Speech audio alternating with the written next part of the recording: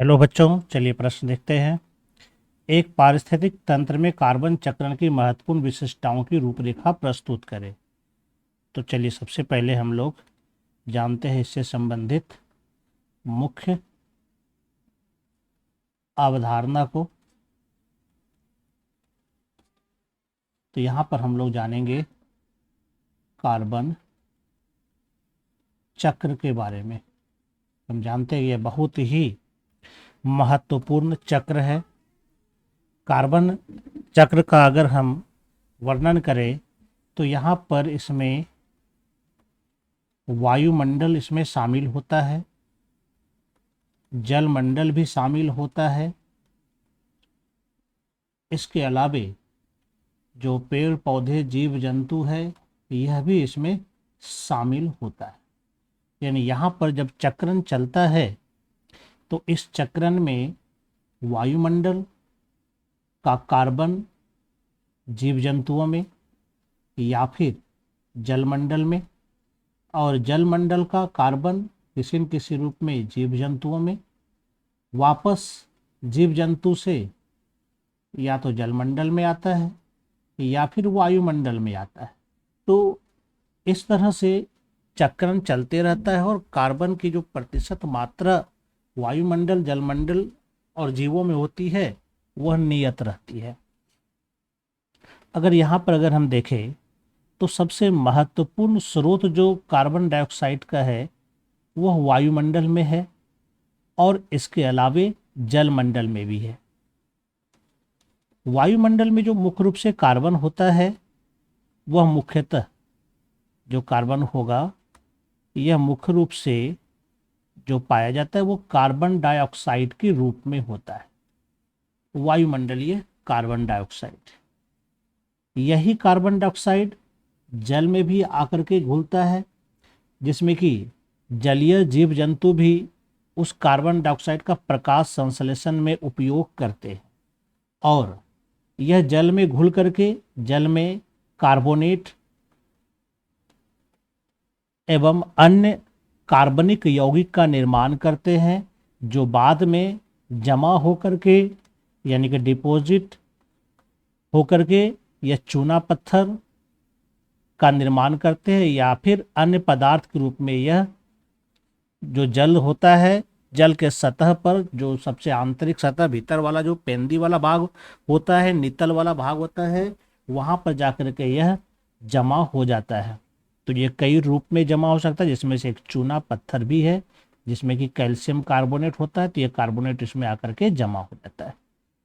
और ज़्यादातर जो कार्बन डाइऑक्साइड होता है वो प्रकाश संश्लेषण के लिए उपयोग होता है, जिसमें कि पेड़ पौधा क्या करता है, इसको भोजन के रूप में तैयार करता है। यानी कि कार्बनिक यौगिक का मतलब भोजन, जिसमें कि कार्बोहाइड्रेट भी होता है, प्रोटीन भी होता है, वसा भी होता है, सब में इसका उपयोग होता है कार्बन का। तो पादप यह क्या कर लेता है, उस कार्बन डाइऑक्साइड का भोजन बना के कार्बन का स्थिरीकरण कर लिया। तो यहाँ पर आप एक लाइनिंग देख रहे होंगे, ये जब इस कार्बनिक यौगिक यानी पादप की जब मृत्यु हो जाती है तो यह कोयला, पेट्रोलियम, यह सब के रूप में ये क्या होता है, धरती के अंदर जमा हो जाता है।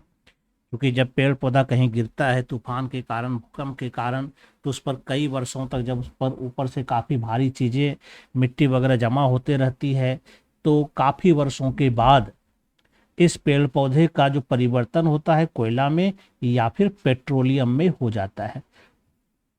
तो यहाँ पर आप देख सकते हैं वायुमंडलीय कार्बन डाइऑक्साइड किस प्रकार जलमंडल में और जीव जंतु में आ रहा है। ये जो बताया गया था कि वायुमंडल का जो कार्बन है ये जलमंडल में भी आता है और जीव जंतुओं में भी आता है। तो जलमंडल में हम देख सकते हैं पानी में घुल करके आ जाता है और पेड़ पौधे उसको प्रकाश संश्लेषण के रूप में लेता है। उसके मरने के बाद ये कोयला या पेट्रोलियम बना करके धरती के अंदर ये जमा हो जाता है और बाकी फिर ये क्या करता है, ये कार्बन जो पादप होता है, ये जीव जंतु उस भोजन को ग्रहण करते हैं। तो कार्बनिक यौगिक यानी कार्बन का जो स्थानांतरण होता है वह भोजन के रूप में पहुंच गया, जंतु के पास पहुंच गया। अब पेड़ पौधे हो या जंतु हो, जब इसका श्वसन होता है और या फिर अपघटन होता है मरने के बाद, तो यह कार्बन क्या होता है, वापस वायुमंडल में जाकर के मिल जाती है। यानी कि पहला काम तो यहाँ पर हो रहा है स्थिरीकरण का, यहाँ पर कार्बन का स्थिरीकरण हो रहा है। जो वायुमंडलीय कार्बन डाइऑक्साइड जो होता है, यह प्रकाश संश्लेषण के द्वारा पेड़ पौधों को मिलता है, और फिर यह जो भोजन होता है फिर जीव जंतु को उसको खाने के लिए मिलता है। लेकिन जब यह दोनों श्वसन प्रक्रिया करेगा तो यह फिर क्या होगा, वापस वायुमंडल में चला जाता है। तो पहला हो गया स्थिरीकरण। और अगर जल है तो जल में भी यह घुल जाता है। तो वायुमंडलीय कार्बन डाइऑक्साइड क्या होता है, जल में भी आता है। तो जल में जलीय जीव जंतु उसका उपयोग करते हैं, जो कि प्रकाश संश्लेषण करेंगे और वह भी भोजन के रूप में जंतु को मिलेगा। लेकिन जब ये वापस जो अब कार्बन डाइऑक्साइड यानी कार्बन वायुमंडल में जाएगा तो किस प्रकार से जाएगा, तो ये जो जंतु है और ये जो पेड़ पौधे हैं, यह सब जब श्वसन इसमें होगा और जब इसमें अपघटन होगा मरने के बाद, तो इसमें से जो कार्बन डाइऑक्साइड है वो वापस क्या होगा, फिर से वायुमंडल में ही चला जाएगा।